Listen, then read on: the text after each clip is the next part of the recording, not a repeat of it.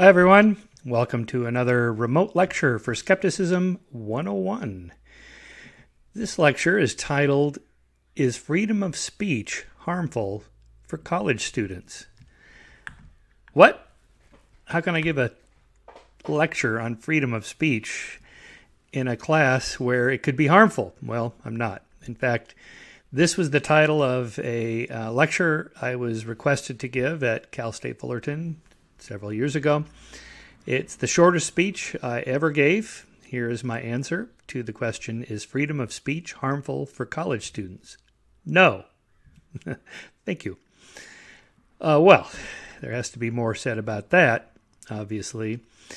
And it really begins with that incident. That's dated September 17th, 2014, at the Orange County Register, the biggest newspaper in Orange County, where Cal State Fullerton is located. Cal State Fullerton sorority sanctioned for Taco Tuesday party. What was the sorority sin? Cultural appropriation. That is, tacos are Mexican food, and therefore us gringos eating Mexican food is appropriating their culture, and that's inappropriate these days, and so they were sanctioned for this. Well, of course, this is crazy. I mean, America is a cultural appropriation melting pot, and there's no such thing as culture in the sense of it being a hard, defined single unit that never changes. Quite the opposite, in fact. So I found not just that concept disturbing, but also the idea that people should not be able to express their opinions on that. Of course, you can object to gringos eating Mexican food all you want, but you're not going to get a lot of sympathy in Southern California, where that's pretty much a very common meal that we enjoy here. In any case, that is the subject of my latest book, which is really why I wrote the book, was in part as a longer response to that lecture challenge I was given. And that's the subject of the book. But really, we've been doing that since we founded the magazine in 1992. We've dealt with the most controversial topics. I mean, just monitor your blood pressure while I go through some of these. Like, are there racial differences in IQ scores? And are those differences, at least in part, hereditary? Oh, boy. Of course, that was triggered by Charles Murray and Richard Herrnstein's book, The Bell Curve. So I decided we would have a debate in the pages of Skeptic magazine, and we also did at Caltech on the stage there. And that's the best way to answer these questions, is through open debate and dialogue. We also did it on the environment. When the Skeptical Environmentalist came out, Bjorn Lomborg, I'd never heard of him, but it was endorsed by Matt Ridley. The publicist for this book was my publicist for my first book, Why People Believe Weird Things, and she said, thought you might be interested in this book, Michael, because you're Skeptic Magazine, you're Mr. Skeptic, and here's a Skeptical Environmentalist. Okay. Well, I had the hardest time getting anybody to debate Bjorn Lomborg at Caltech. I wasn't going to just put him on for a free book promotion lecture. I thought, well, this is a highly controversial subject, so let's have a debate. And a lot of people told me, this is not a debate. There's no debate. The case is closed. And whatever he says, because no one had even read the book yet, he has to be wrong. Well, that's not how you deal with empirical questions through censorship or silencing people. If someone has a legitimate argument, let it be heard. That's our philosophy at Skeptic.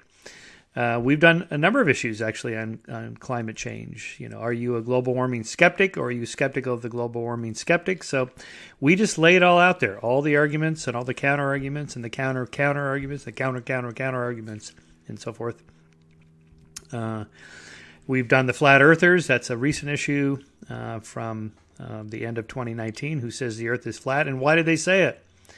Okay, I mean, you don't have to cover everything, but when a claim like that gets a lot of media attention, we feel it's worth addressing. What is it they're claiming and why, and just lay it all out there for people to decide. Same thing with creationists. Behe's last stand here. Michael Behe is a intelligent design creationist, and these guys have some pretty clever arguments that it's not enough just to say they're religious fanatics.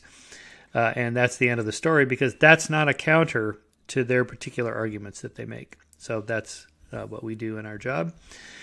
If that doesn't rile you up enough, how about this one? Trial by therapy, the Jerry Sandusky case revisited. What? Jerry Sandusky? Holy moly. Isn't he a convicted pedophile? Yep, he is. What's the evidence for that conviction? How good was it? Well, we addressed that in this review of a new book on this subject. We've also covered the Holocaust deniers and the so-called Holocaust revisionists, or the World War II revisionists, or the German revisionists. There's a bunch of different versions of this. So we just lay it all out there. Here's their arguments. Here's the counter to it, and so on. We trust your good judgment on these matters.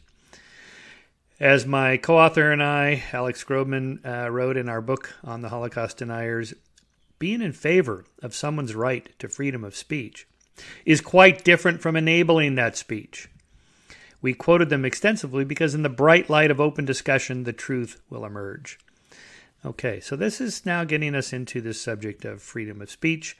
And again, outlining in my latest book, I begin with a 1919 case of Schenck versus the United States. Now,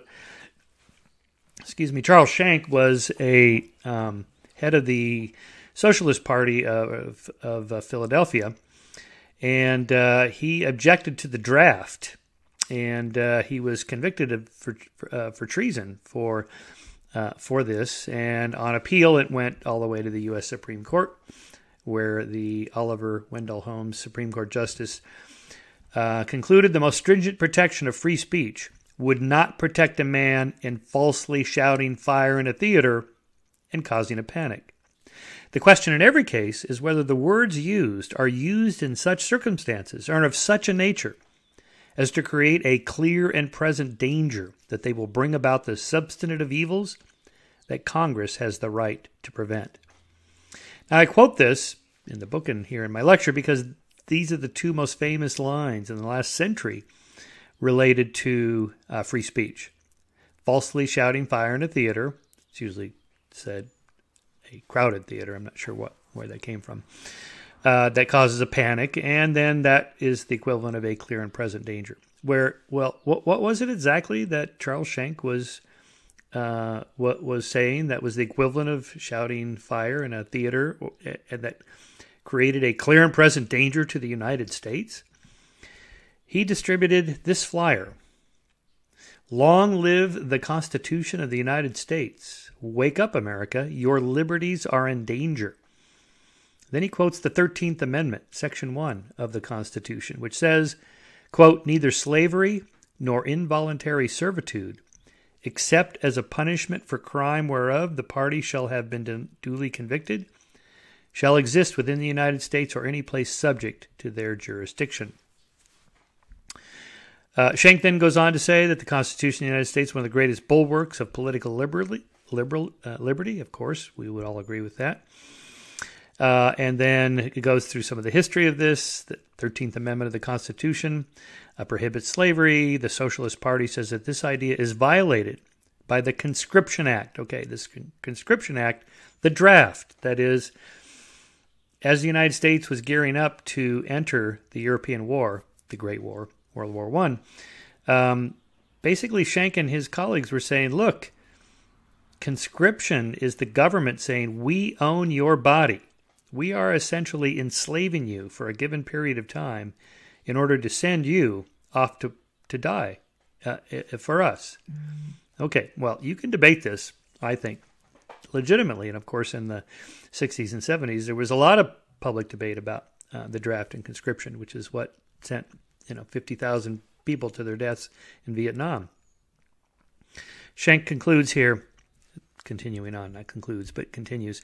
A conscript is little better than a convict. He is deprived of his liberty and of his right to think and act as a free man. A conscripted citizen is forced to surrender his right as a citizen and become a subject. He is forced into involuntary servitude. He is deprived of the protection given him by the Constitution of the United States. He is deprived of all freedom of conscience and being forced to kill against his will. Now, of course, there are exceptions, like religious exemptions that you can get, but the larger point here is that, not the draft, but can you object to the draft, okay? Here's what For this treasonous act of voicing their opposition to the draft and U.S. involvement in a largely European war, I'm reading from my book here, Charles Schenck and Elizabeth Barrett were convicted of violating Section 3 of the Espionage Act of 1917, passed shortly after U.S. entry into the Great War, in order to prohibit interference with government recruitment into the armed services and to prevent insubordination in the military and or support for enemies of the United States during wartime. And this established the belief that a person's rights are not absolute. The court's clear and present danger ruling allows restrictions of individual rights in the interest of national security, which can be almost anything. Do we really want to sound like Hermann Goering, who explained his political philosophy related to this issue to the psychologist Gustav Gilbert at the Nuremberg trials? Gilbert was basically interviewing most of the top Nazis, and he wrote a diary. You can see him holding his book here when he was testifying later about this, the Nuremberg diary, about his conversations with the leading Nazis. Here's what Goering told him about the draft. Of course, the people don't want war. Why would some poor slob on a farm want to risk his life in a war when the best he can get out of it is to come back to his farm in one piece? But after all, it's the leaders of the country who determine the policy, and it's always a simple matter to drag the people along, whether it's a democracy, a fascist dictatorship, or a parliament, or a communist dictatorship. Voice or no voice, the people can always be brought to the bidding of the leaders. All you have to do is tell them they're being attacked and denounce the pacifists for lack of patriotism and exposing the country to greater danger. All right. In other words, we should be able to object to this if for no other reason, that reason. Okay, what is free speech? All right. Let's make a distinction between public and private issues here. So the First Amendment of the Constitution of the United States says, Congress shall make no law respecting an establishment of religion or prohibiting the free exercise thereof, semicolon, excuse me, or abridging the freedom of speech, or of the press, or of the right of the people to peaceably to assemble, and to petition the government for a redress of grievances. So free speech is right there in the First Amendment. It's number one. It's actually number two of the list here. So no establishment of religion, but you can exercise your freedom to practice any religion or not that you want. Freedom of the press, freedom of speech, freedom to peacefully assemble and protest, and that's it. But that's different. The government cannot restrict citizens' speech just because it finds their opinions distasteful, offensive, or critical of its policies. Exceptions to this: treason, like leaking the nuclear codes; false advertising; harmful falsehoods about people, libel or slander; and crying fire in a crowded theater. But, I mean, these are the standard objections or exceptions. Clearly, we've seen the last one is not very valid. And by the way, Holmes kind of regretted his decision in years later when he saw the category expanding to include more and more restrictions on speech and expression. But make a distinction between that and this. Free speech does not mean that the government, public institutions, or private persons, businesses, or publications are required to promote or publish the opinions of others. I'm not required to run ads for the Holocaust deniers or the creationists or the flat earthers and skeptic. We have been offered advertising, paid advertising in the magazine, most of which I turned down because that's not what we do. We don't allow the endorsement of products or ideas that we find objectionable or false. But that's not restricting anybody else's freedom of speech. They can publish their own magazines. They can try to place ads in other magazines. They can run their own newsletters. They can hold conferences or whatever. But why should we listen to what other people have to say? Why not censor offensive speech? About hate speech. Why not censor that? Doesn't that make sense? Here are 10 reasons. 1, who decides which speech and thought is acceptable and which is unacceptable? You, me, the majority, a thought committee, the language police. The control of speech is how dictatorships and autocracies rule. We must resist the urge to control what other people say and think. 2. What criteria are used to censor certain speech? Ideas that I disagree with? Thoughts that differ from your thoughts? Anything that the majority determines is unacceptable? This is a tyranny of the majority. As Rosa Luxemburg said, the freedom of speech is meaningless unless it means the freedom of the person who thinks differently. 3. It's not just the right of the speaker to speak, but for listeners to listen. So when colleges deplatform speakers or students succeed in silencing a speaker through the heckler's veto, the right of the audience to hear the speaker's ideas are violated. Okay, so you go to a speech, you want to hear Charles Murray speak at a college, for example, and he is deplatformed or heckled to the point where he can't give his talk. It's not just Charles Murray being silenced. The audience doesn't get to hear what he has to say.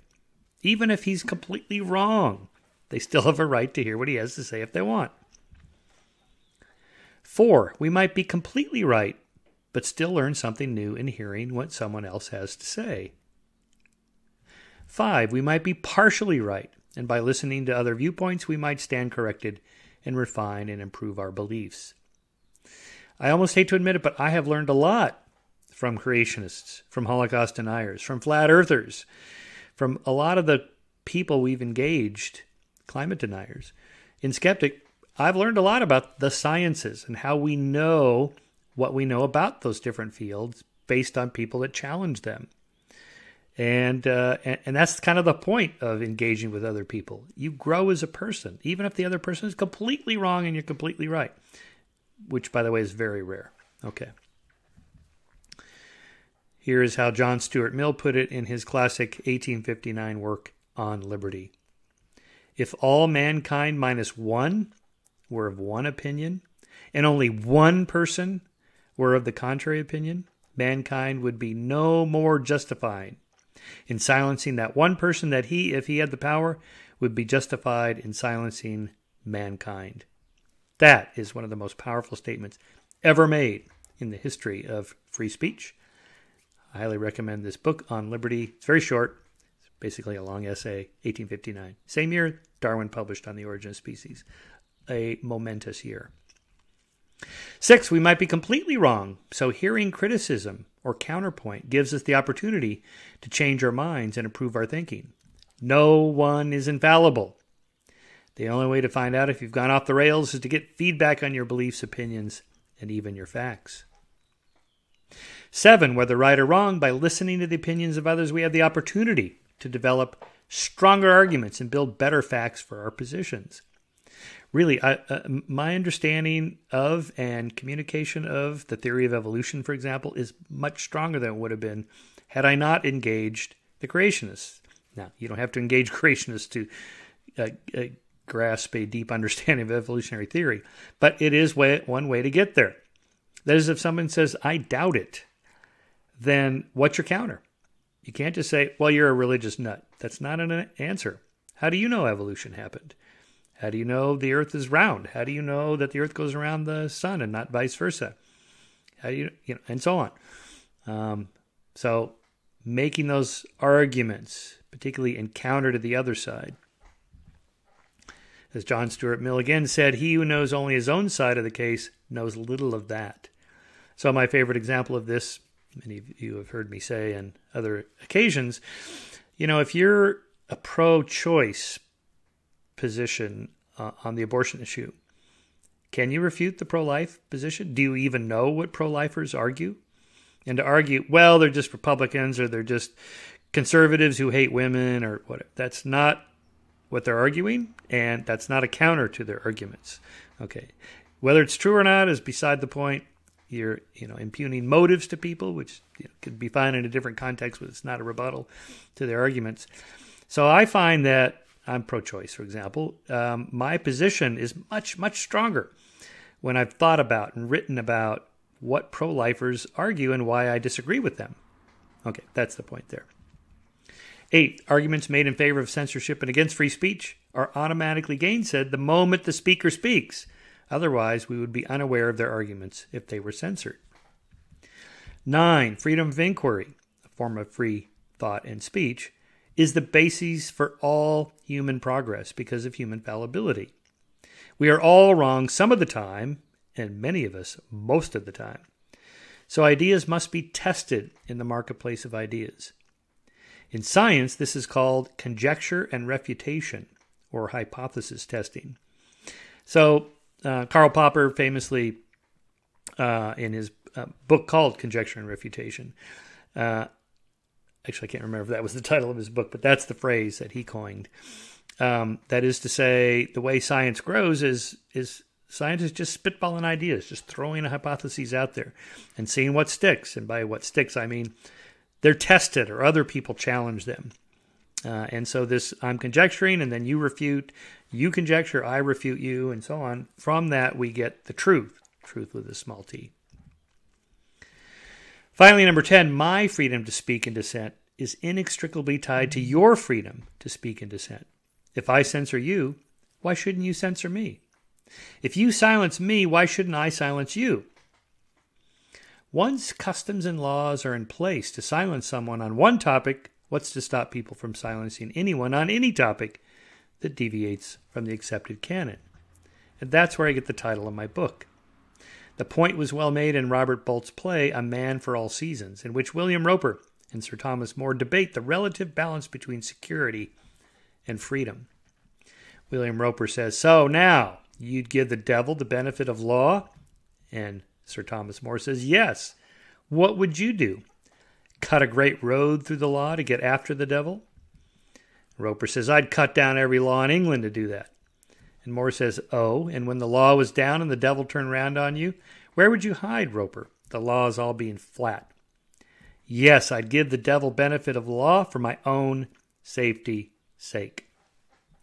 So the devil in this metaphor is anyone who disagrees with us, that we don't like, that's uttering what we consider to be hateful speech or disagreeable speech. And the reason we do it is because if you sign off on censoring people you don't like, then what's to stop me from censoring you if you say something I don't like? It's for our own safety's sake that we must give the devil his due. This is part of a larger moral principle called the principle of interchangeable perspectives. That is, if I appeal to you to treat me in a certain way, say to help me when I'm in need or not to hurt me for no reason, I have to be willing to apply the same standards to how I treat you if I want you to take me seriously. Okay, this comes from Steven Pinker's, I believe it was Enlightenment Now, but it might have been in Better Angels of Our Nature. For me to expect you to listen to me, I must be willing to hear you. It's my own addition to that, expanding that, applying that principle of interchangeable perspective to free speech. Finally, if you object to these arguments in favor of free speech, that is, if you find any flaws in my arguments, weaknesses in my reasoning, it is the right of free speech that allows you to do so. Okay. Additional problems with restricting speech is what we saw at the beginning here with Oliver Wendell Holmes' idea of we create a bucket or a basket of stuff that we consider things people say to be a clear and present danger, like the equivalent of shouting fire in a crowded theater. Concept creep, that is to say, things like microaggressions, comments or questions that slight, snub, or insult someone, intentionally or unintentionally, in anything from casual conversation, to formal discourse. So in other words, once you set up a category and say, well, I'm going to put more and more things in there, then the concept increases to the point where you start off with something reasonable, like don't use the N-word. This is really offensive. Don't use the C word to describe women. Don't call Jews kikes. Don't call Asians gooks, and so on. Yes, of course, we shouldn't do that. Don't be a dick. But the moment you set that up as some kind of formal policy, then you end up with this crazy list of microaggressions. This is from the University of California, Recognizing Microaggressions. This was a document distributed to all students and faculty and administration. Recognizing microaggressions and the messages they send. Like asking, where are you from? Or where were you born? Implies you're not a true American. And so therefore, when Asian Americans, Latino Americans, and others who look different or are named differently from the dominant culture are assumed to be foreign born. Like, you speak English very well. What are you? You're so interesting looking. These are considered to be offensive. Or to say something like, you're a credit to your race, or wow, how did you become so good in math? Or to an Asian person, you must be good in math. Can you help me with this problem? Or to a woman of color, I would have never guessed that you were a scientist. Okay, I would agree. A lot of these things are kind of cringeworthy. It's the kind of thing maybe somebody who's callous or not very sensitive or just a jerk might say. But anyway, really, we need a list, like we're children in the sandbox and the parents are helicoptering around to monitor our language. You know, we're talking adults. These are adults. Here was a exhibition at Brandeis University of things you shouldn't say. Okay, I agree with a lot of these. Why do you Asians always hang out together? Or you're not really Asian, or you don't look Asian. I mean, don't say shit like this. But really, we need a list. Yes, language matters, and some comments that people make are cringeworthy, like saying you people to a group of African Americans. But do we really need a list of do's and don'ts handed out to students and reviewed like they're 5-year-olds being taught how to share with the other kids in the sandbox? Can't adults work out these issues themselves without administrators stepping in as surrogate parents? Here's a second problem with speech restrictions: changing moral standards. That is, if you agree we should censor hate speech, well, one person's hate speech is another person's free speech. During the 1830s, many southern states enacted laws to protect their citizens from hearing abolitionist speech, arguing that it could lead to slave rebellions and violence, and that abolitionists libeled the South and inflicted emotional injury, in the words of South Carolina Senator John C. Calhoun, who I believe just had a statue ripped down. I forget where it is. I guess somewhere. I forget what city that was in. In other words, they were arguing that anyone who objects to slavery and comes down here to say and express their opinions, that's hate speech. It's libelous. Okay, this is crazy.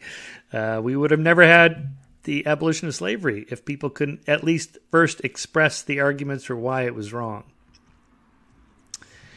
A third problem with speech restrictions is what I call the backfire effect here. It's different than the other backfire effect cognitive psychologist study, which hasn't been replicated in any case. And that is the speaker disinvitations. According to the Foundation for Individual Rights in Education, FIRE, this is Greg Lukianoff's group. These numbers are a little older now, but still, you get the point. 257 such incidences have occurred since 2000. 111 of which were successful in preventing the invited guests from giving their talks. Okay, again, you don't have to invite every whack job, conspiracy theorist, race baiter to speak at your campus. Okay, I agree. We have to restrict because there's only so much time and money to bring outside speakers in. Okay, I understand how that works because I've been giving speeches for 25 years to colleges. I know how the system works. But once you invite somebody, don't disinvite them simply because somebody objects. Too bad. They just can skip the talk. As I've said many times, if you really want to object to a speaker, just don't go. There's nothing public speakers hate more than an empty room. Okay, you know what some of the agitator type speakers like? They love a full room with protests and screaming students. It's in part why they do it. But the case I want to give is that of Ayaan Hirsi Ali, when she was disinvited from speaking at Brandeis University. Okay. Now, Ayaan Hirsi Ali is one of the great champions of civil liberties and women's rights in the last quarter century. And as she writes, as long as there is war against women, mankind will never know peace. War against women, what is she talking about? She's talking about Islam suppressing women in their religion. That is to say, particularly forced marriages and, worst of all, female genital mutilation, of which Ayaan Hirsi Ali has famously explained that she has experienced both. female genital mutilation and was almost forced into a marriage before she escaped.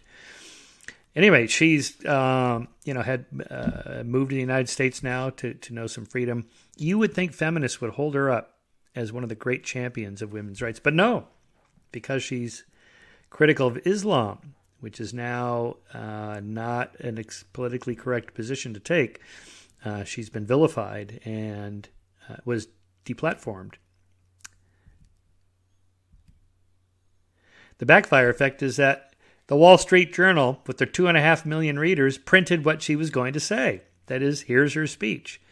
On April 10th, 2014, Ayaan Hirsi Ali was to give, the day before she was to give, here is her speech. So instead of a few thousand people, say, at graduation ceremony, now 2.5 million people read what she would have said at Brandeis. As she says, we need to make our universities temples not of dogmatic orthodoxy, but of truly critical thinking. Okay, so if you object to her arguments against Islam treating women the way that she says that they do, what's your counter? Tell us. That's it. Fourth problem with speech restrictions, martyrdom.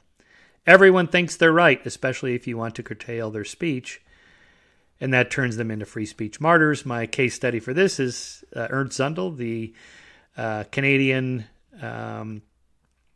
Holocaust denier who in the late 80s was tried and convicted for hate speech under the Canadian law of inciting violence against a group of people based on who they are. It was determined that Zundel's underground publication, let me note parenthetically, this guy was a nobody. Nobody knew who he was. I barely knew who he was, only because I was studying Holocaust denial. But this turned him into a nationally famous character. And we're going to get the defense of free speech from this guy? Oh boy, this is crazy, right? So I defend him, like I said I defended David Irving, to give his speech. Let him say what he wants to say and counter it if you disagree with it. Here is Zundel with his Zionists dominate media and censor the truth. So when you censor somebody, this is what you get, right? You get these kind of crazy bumper stickers he was making. And the moment somebody censors you, you can then say, you see, I'm onto something. Otherwise, why would they be so afraid of me? Here he is giving all his media interviews. The Holocaust is hate propaganda. Here he is bearing his own cross. This is the creme de la creme of just pure martyrdom. It's crazy. Again, you want to get your arguments in defense of free speech from this guy, right? Or David Irving, who was arrested at the airport in Austria for going there to give a speech about his revisionist opinions of the Second World War, and particularly his denial of the Holocaust, right? I mean, so you turn him into a martyr, and you have people like me writing the judge in his defense. What? This is crazy. I completely disagree with him and have debunked him. He didn't even give a speech. He just thought about giving a speech. For that, he was arrested. A thought crime. Okay, this has gone too far, right? I mean, who would even know what he's saying? Because these guys, they fill a hotel room of like 13 people are there. And now it's millions know who they are. Okay, that's the backfire effect there. So this brings us to the recent wave of campus protests, trigger warnings, safe spaces, microaggressions, speaker deplatforming, and censorship. So just to kind of go over some of these again, what the concerns are. Trigger warnings. These are to be issued to students before readings, classroom lectures, or public speeches on such topics as sex, addiction, and violence. For example, alerting students before discussing sex scenes in The Great Gatsby or Shakespeare. Really? Yeah. Here's the problem with that argument. Triggers are real, as when war vets suffering from PTSD are triggered by an automobile backfire. But no one is proposing that car makers put trigger warnings on automobiles. In fact, the response to this problem, PTSD, is the opposite of safe spaces and trigger warnings and protecting people. As Harvard psychologist Richard McNally wrote in his great book on this subject, Remembering Trauma. Trigger warnings may have the opposite effect for which they are intended. Systematic exposure to triggers and the memories they provoke is the most effective means of overcoming the disorder. McNally cites an analysis by the Institute of Medicine, which found that, quote, exposure therapy is the most efficacious treatment for PTSD, especially in civilians who have suffered trauma such as sexual assault. In other words, face your problems head on and deal with them. Don't run and hide in a safe space. Okay, safe spaces. We have them at Chapman University where I teach. Perfectly fine. People are free to do what they want. I went to one of their meetings to see what it was all about. In this case, this was mostly members of the LGBTQIA, lesbian, gay, bisexual, trans, queer, questioning, intersex, asexual, and all underrepresented sexual, gender, and or romantic identities on campus. Okay, fine. And so I went, and it was an interesting experience. It was mostly kind of a gripe session for assholes around the community that, really mistreat or mostly verbally mistreat members of this community. I get that, totally. Of course, we all like to be in a community of like-minded people and complain about the assholes that say nasty things to us, right? Totally understandable. These are good people. But first of all, they had no data, all they had were examples of assholes saying things. And I know such people exist. What do you do about it? Do you push back? Do you say something back? Do you ignore them? Do you let it affect you? Do you make yourself a victim of these people who now control you? Sort of vicariously because they're gone, or do you, kind of hunker down? Okay, according to McNally, that kind of hunkering down and complaining about it is not the most productive way to deal with these kinds of issues. As I wrote, the problem of safe spaces, in addition to infantilizing adults, this practice often means protecting students from opinions that they don't happen to agree with, or with ideas that challenge their beliefs, which has always been one of the most valuable benefits of a college education. In other words, if someone comes to speak at your campus, a conservative, let's say, or even something like a provocateur like Milo Yiannopoulos, students run up to the safe spaces. This is insane. Either just don't go, or go and protest, or go quietly, or object to them in the Q&A, or write an op-ed piece that counters their arguments, or something along those lines. That's a more productive way to deal with it. What happened at Yale is instructive. So this is the now famous viral video of the master of Silliman College, Nicholas Christakis, who addresses students protesting an email his wife Erica sent about Halloween costumes and why students don't need to be told by Yale what to wear. Okay, so if you're not familiar with this, this was from a few years ago when this idea of cultural appropriation was applied to Halloween. And things like, don't dress up in blackface. Okay, you really need to be told not to do that. I mean, it would be so inappropriate. But once you have that category, then it expands. Concept creep. Well, what about if I want to dress up like a Native American or Batman or whatever? Whose culture am I appropriating? And so, in any case, the students were asking them about this, and Erica Christakis basically sent in an email saying, you're adults, you figure it out. We're not your parents. And that didn't go over too well. So here is the, let's see, at the 333 mark. Here we go.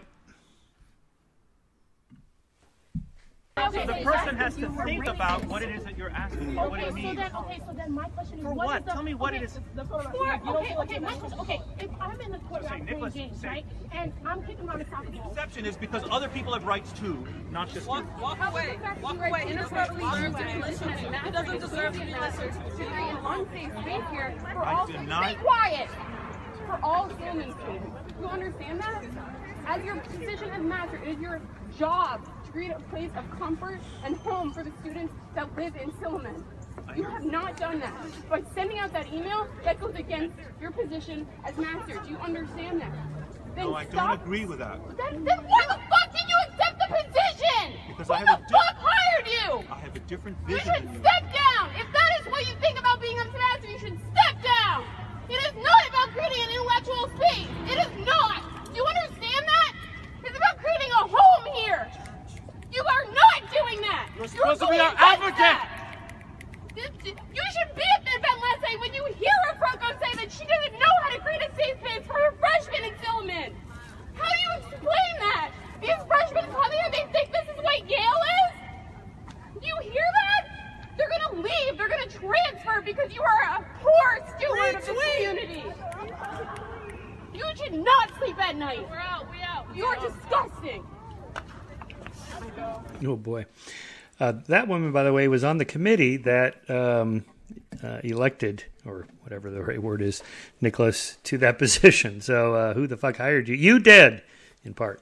In any case, people have figured out who she is, and apparently is a fairly well-to-do student there at Yale. And in any case, how far do you take this? I mean, Elio Yale was a slave trader. Okay. Are they going to change the name of the university? They might. We'll see.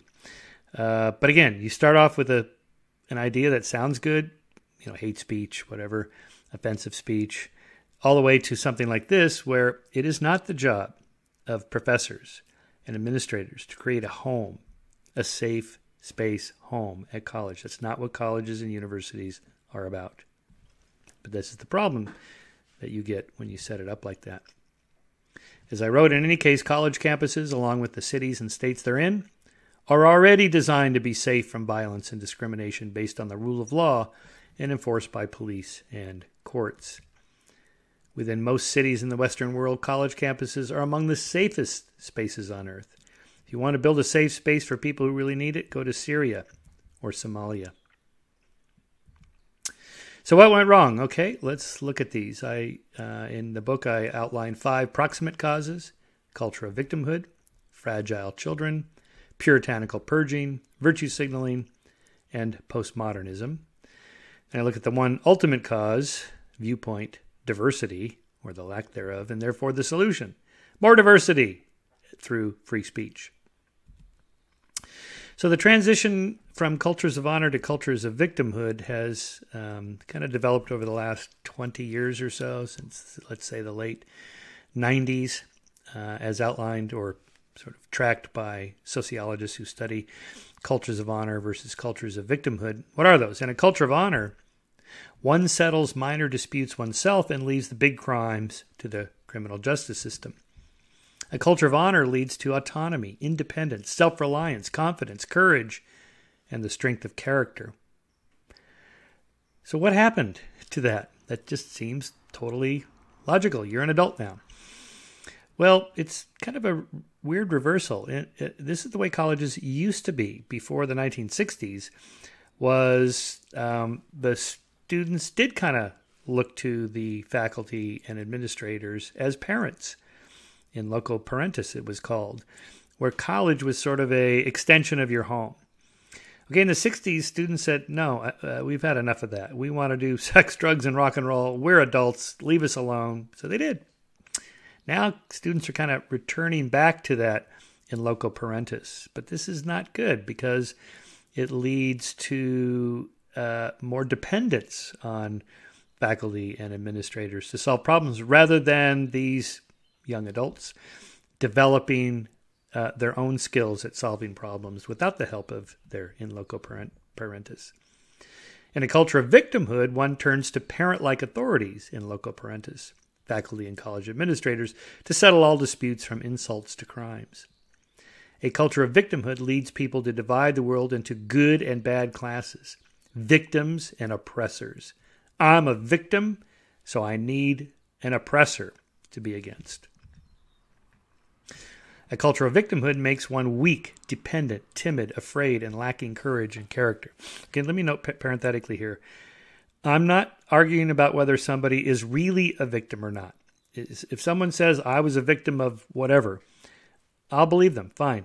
I wasn't there. I'm not in your head. If you feel like you were a victim, fine. What I'm after is, how do you act in response to that event? Do you act like a victim or something else? Okay, this is what I'm after here. Any of us can be victims, but how you handle it is what matters. In a victimhood culture, the primary way to gain status is to either be a victim or condemn alleged perpetrators against victims, leading to an accelerating search for both. So you get this kind of cascading runaway search for victims and therefore search for perpetrators until everybody is a victim of something or everybody is a perpetrator against somebody else. An Oxford student explained what happened to her after she joined a campus feminist group named Country Living, Cuntry, for those listening, and started reading their literature on misogyny and patriarchy. Quote, "Along with all of this, my view of women changed. I stopped thinking about empowerment and started to see women as vulnerable, mistreated victims. I came to see women as physically fragile, delicate, butterfly-like creatures struggling in the cruel net of patriarchy. I began to see male entitlement everywhere. As a result, she became fearful and timid, afraid even to go out to socialize. Quote, feminism had not empowered me to take on the world. It had not made me stronger, fiercer, or tougher. Even leaving the house became a minefield. What if a man whistles at me? What if someone looked me up and down? How was I supposed to deal with that? This fear-mongering had turned me into a timid, stay-at-home, emotionally fragile bore." Okay, again, I'm not saying that there aren't asshole guys that whistle at women, that catcall women, that look women up and down with a sexual eye and so on. Yes, of course. I'm talking about how do you respond to that? Christina Hoff Sommers calls this fainting couch feminism. In a way, it's just kind of saying, oh, this is her description of this, I'm so weak. I need a man to protect. This is the opposite of feminism, at least as it was developed in the 60s and 70s and the second wave feminists. I guess we're in the third wave feminists. Number 2 causal factor here, from anti-fragile to fragile children. Here I'm quoting from Jonathan Haidt. Bone is anti-fragile. If you treat it gently, it will get brittle and break. Bone actually needs to get banged around to toughen up, and so do children. They need to have a lot of unsupervised time to get in over their heads and get themselves out. And that greatly decreased in the 1980s. Anxiety, fragility, and psychological weakness have skyrocketed in the last 15 to 20 years. Okay, you can see all the data on this in Jonathan and Greg Lukianoff's book, The Coddling of the American Mind. They have a section on what it means to be anti-fragile. That is to say, not just you're being robust or strong, but you grow stronger when you encounter stress, any kind of stress, just going out to play at the playground if you're a little kid, without too much supervision from parents. Look, I raised a daughter in the 90s, and the playgrounds were kind of not that different from the playgrounds that I grew up with. I now have a 4-year-old, and the playgrounds now look like they were designed by lawyers. I mean, they're just super protective.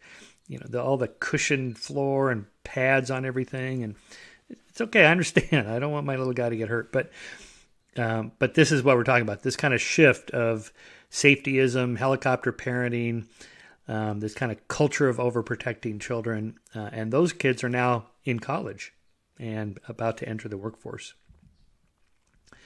These kids are today's college students, and as a consequence, they have brittle bones and thin skins.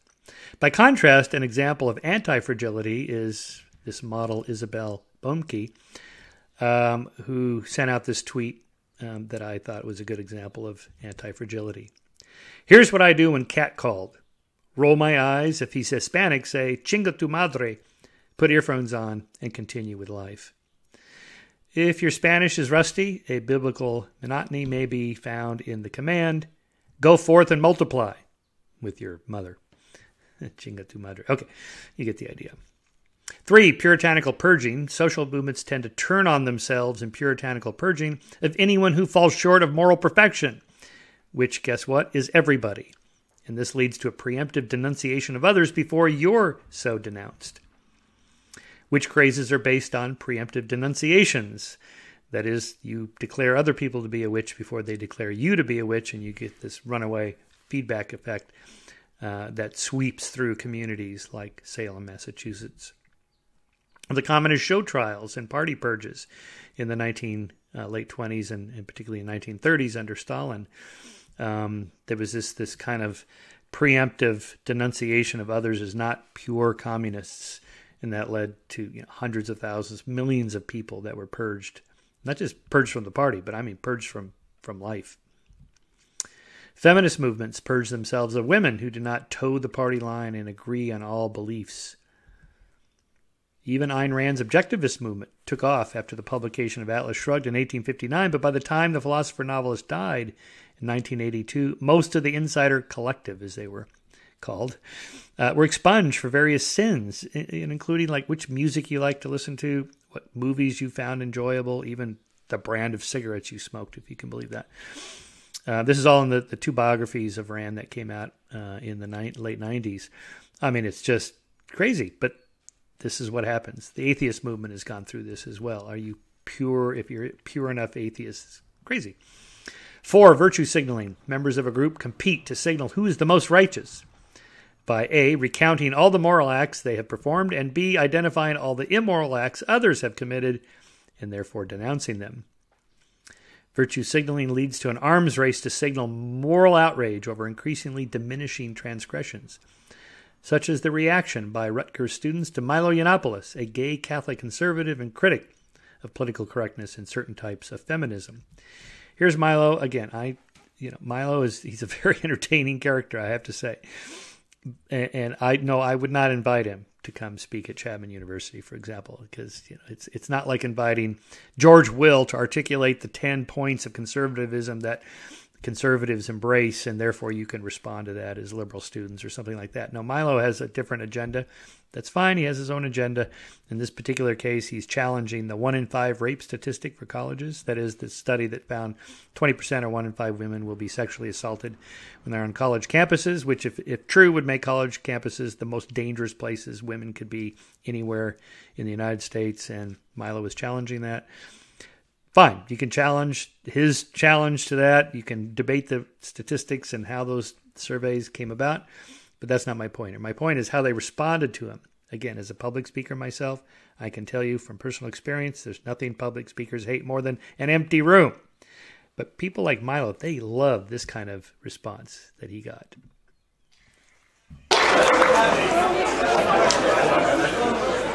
Disagrees with them. In my view, anybody who asks for a trigger warning in a safe space should be immediately expelled. They've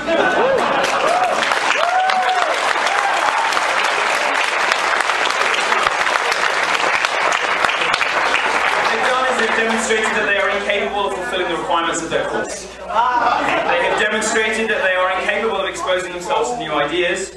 They have demonstrated that they are incapable of engaging in the humble pursuit of knowledge. This man represents hatred! You're for it!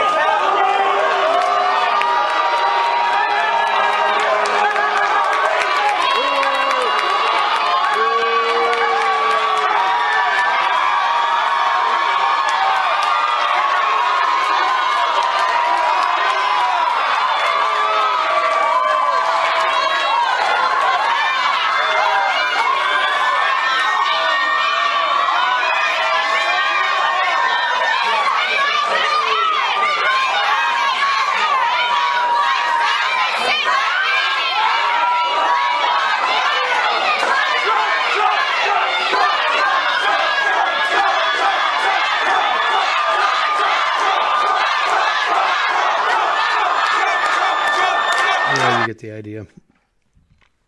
Those of you listening, the women in the audience were smearing blood on their faces. I'm not sure it's not real blood, but red paint or something on their faces to represent, I guess, rape victims, something like that. Okay. Again, the point is that that's not a good response to people like Milo Yiannopoulos. That's what they want you to do. 5 causal vectors here that have led to what went wrong. My chapter is titled Postmodernism, the theory that there is no objective truth. that all theories are models of reality, that models are not reality, the map is not the territory, all we have are mental constructs and words, deconstructing the text is all we can do, the text, words, and constructs are not reality. So, for example, Okay, continuing on, as an example of this postmodernism run amok, I'll give you the case of Brett Weinstein at Evergreen State University. Again, just depending on where this got cut off, I had to restart. Brett is an uber progressive liberal, far left, supporter of Bernie Sanders in the 2016 election, since then become quite well known, and articulates quite well those far left positions. I don't know if he describes himself that way anymore because of this craziness that's happened in his life, where at this Evergreen State University, one of the most liberal campuses in the country, issued this day of absence in which they insisted all whites were to stay away from campus, and he objected to this for good reasons. Here's his arguments in the second paragraph here. In an email he sent in response to this. Again, this is all private correspondence within the campus. It's not a national debate yet. And he argued there is a huge difference between a group or coalition deciding to voluntarily absent themselves from a shared space in order to highlight their vital and underappreciated roles, parenthetically, the theme of the Douglas Turner Ward play, Day of Absence, as well as the recent Women's Day walkout, and a group or coalition encouraging another group to go away. The first is a forceful call to consciousness, which is, of course, crippling to the logic of oppression. The second is a show of force and an act of oppression in and of itself. You may take this letter as a formal protest of this year's structure, and you may assume I will be on campus in the day of absence. Oh boy, you can only imagine how that went over. A white guy saying he's not going to follow this particular trend. It didn't matter that he's on their side. He's progressive. He's uber liberal. He's a big supporter of civil rights, LGBTQ rights, women's rights, and so on. This is the logic of what happens when you go down the pathway of postmodernism. Again, backfire effect for them. Wall Street Journal published his op-ed piece, "The Campus Mob Came for Me, and You, Professor, Could Be Next." Whites were asked to leave for a day of absence. I objected, then 50 yelling students crashed my class. As he writes, rather, the protest resulted from a tension that has existed throughout the entire American academy for decades. The buttoned-down empirical and deductive fields, including all the hard sciences, have lived side by side with critical theory, postmodernism, and its perception-based relatives. Since the creation in the 1960s and 70s of novel, justice-oriented fields, these incompatible worldviews have repelled one another. The faculty from these opposing perspectives, like blue and red voters, rarely mix in any context where reality might have to be discussed. For decades, the uneasy separation held, with the factions enduring an unhappy marriage for the good of the college kids. It's since actually gotten even worse since then. As you probably know, Brett and his wife Heather were, dismissed. They had to stay off campus because their lives were being threatened for just objecting to this day of absence idea. Okay. Again, you can debate it, whether this is a good idea or not, but the fact that you can't even debate it and your life will be threatened if you do want to object, that's why I'm talking about it here. Sumatra Mitra of the University of Nottingham in England wrote in Quillette, Methods Behind Campus Madness. 12 of the 13 academics at UC Berkeley who signed a letter to the chancellor protesting Milo Yiannopoulos, from the previous example, were from critical theory, gender studies, and post-colonial, postmodernist, Marxist background. This is a shift in Marxist theory from class conflict to identity politics conflict, in which groups compete for power.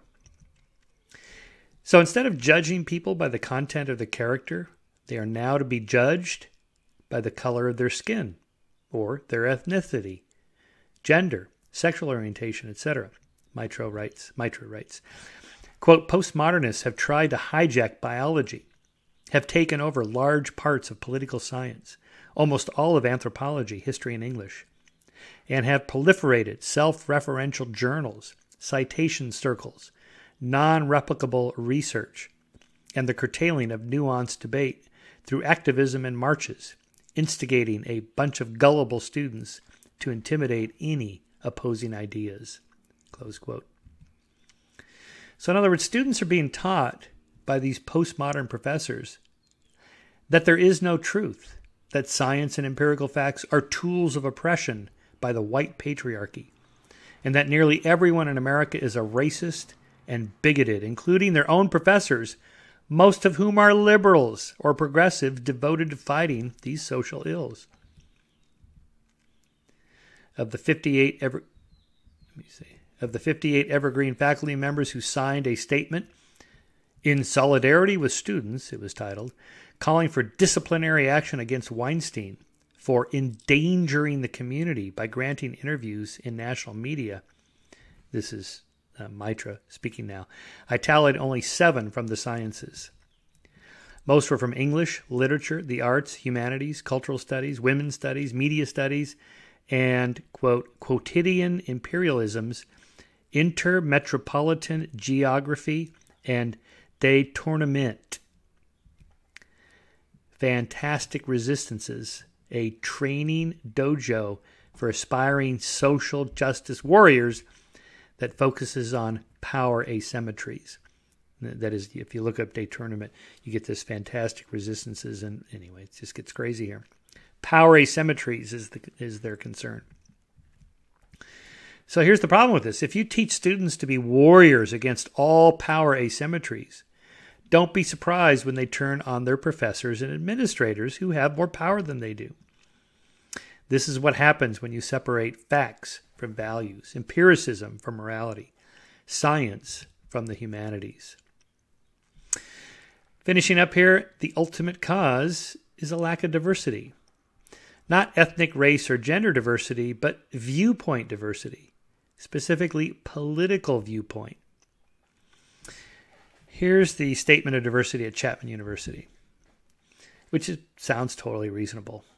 At Chapman, the term diversity implies a respect for all and an understanding of individual differences, including race, color, religion, sex, gender identity, gender expression, pregnancy, national origin, ancestry, citizenship status, age, marital status, physical disability, mental disability, medical condition, sexual orientation, military or veteran status, genetic information, and any other characteristic protected by applicable state or federal law, so that all members of the community are treated at all times with dignity and respect. Okay, who could object to that? Nobody. I mean, I completely agree with that. But they're leaving something out. As I wrote the administration, I wonder if we could add one more to the list. Viewpoint. That is, viewpoint diversity is, in my opinion, as important as these other individual differences and include political viewpoint, economic viewpoint, ideological viewpoint, and religious viewpoint, among others. That is, we should welcome people from all political parties, economic ideologies, religious beliefs, or lack thereof, and the like, and treat them with dignity and respect as well.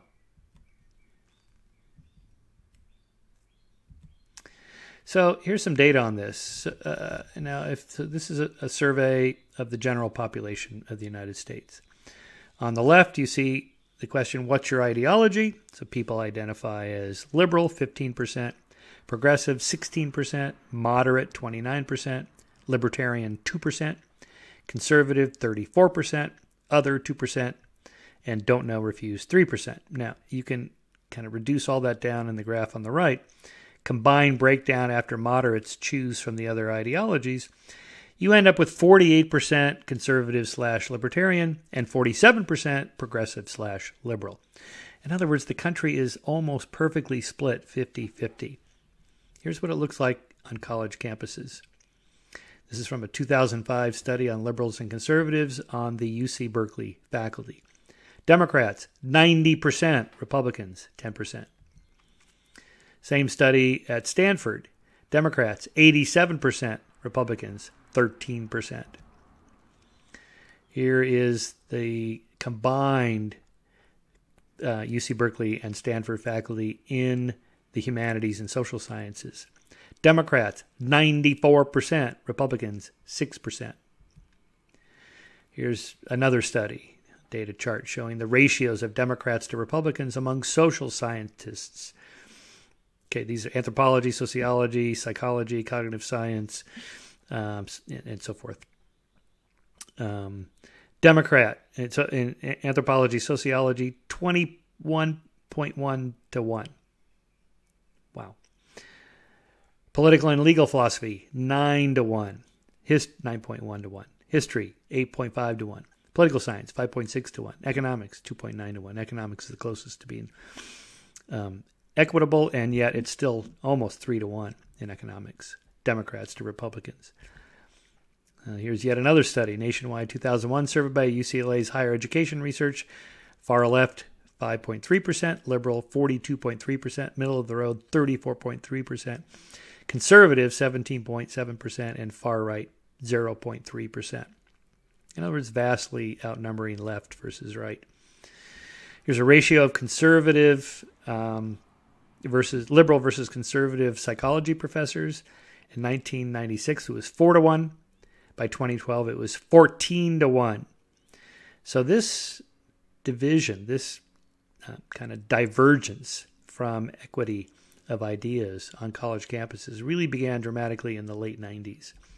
You can see that here, that they really start to split apart around 1995, 1996, where moderates go, there's fewer moderates, there's fewer far-right conservatives, and far, far more far-left liberals. So the point of this is that given the power of beliefs to drive actions, college students today stand next to no chance of receiving a balanced education on the most important topics of our time, and for which social science is best equipped to study. Again, if you can't hear what the other side has to say, how strong is your own arguments? So this brings us back to free speech and the importance of a free press and open media coverage as evidence of what happened at the University of Missouri when a liberal professor objected to the media covering her protest. Okay. This set up here we go.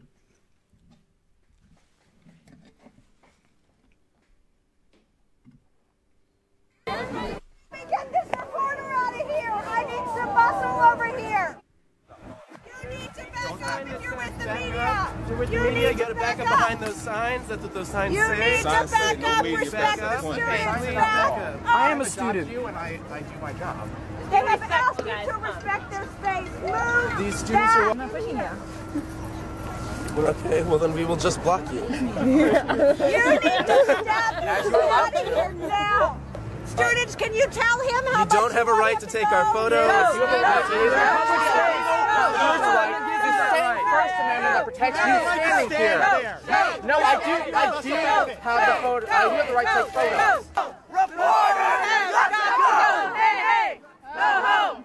You think it's funny? You need to move. I have a job to do. I'm documenting this for national news You cannot be Ma'am? not going to Okay, ma'am. She doesn't want you. First They don't want Amendment, you in front of her. ma'am, don't yell at me, ma'am. The First Amendment protects your right to be here and mine. Okay, I'm sorry. These are people too. You need to back off. No, there's no law. You know what? Let's back off about personal space. Back off. Leave these students alone.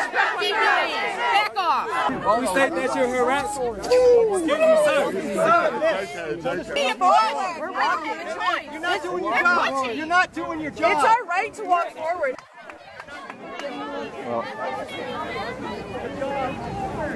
Hi, media. Can I talk to you? No, you need to get out. You need to get out. No, I don't. You need to get out. I actually don't. All right. Hey, who wants to help me get this reporter out of here? I need some muscle over here. Okay, if it takes a student to explain to a professor why free speech and free press is important on a college campus, that's how you know they've gone off the rails. What's the solution? Greater diversity. Viewpoint diversity, political diversity, economic diversity, conservative administrators, conservative faculty, conservative students, conservative cultural centers, and even libertarian, all of the above. Okay, I'm not a conservative, so believe me, I'm not advocating for this because I think I want my position heard. I want all positions heard, particularly since half of Americans are conservative. If the Academy is already comfortable with and active in seeking to diversify its faculty and student body by ethnicity, race, and gender, why not political viewpoint as well? Invite speakers from a wide range of political and economic perspectives. And no more deplatforming. If you invite someone to speak, honor your agreement. If people complain, invite them to attend. If they don't like what they hear, too bad. Grow a spine. If you read the New York Times, circulation 1.3 million, good. But you should also read the paper with 2.2 million, the Wall Street Journal. If you read the American Prospect, subtitled Liberal Intelligence, take a look at the American Spectator, a conservative perspective. If you read The Nation, take a look at Reason, a more libertarian magazine. Read The Economist, which is pretty centrist and very fair. Or read Skeptic magazine. We just evaluate claims. If you listen to NPR News, good, but also listen to Rush Limbaugh. I know, he's a knuckle-dragging, mouth-breathing Neanderthal, but he actually has a lot of arguments that half the country finds very compelling. Can you name them? If you can you refute them? Listen to PBS NewsHour. It's fantastic. But listen to Fox News once in a while, too. I know, it's hard to do, but it's a good thing to do because they actually have arguments that close to half the country embraces. And listen to CNN now. They used to be more neutral. Now they've gone more left. All right. I guess that's part of the game of pushing back against Fox News, whatever. Click around and try different news channels. In conclusion, for our own safety's sake, we must grant our devils their due. Thanks for listening. We'll see you at the next lecture.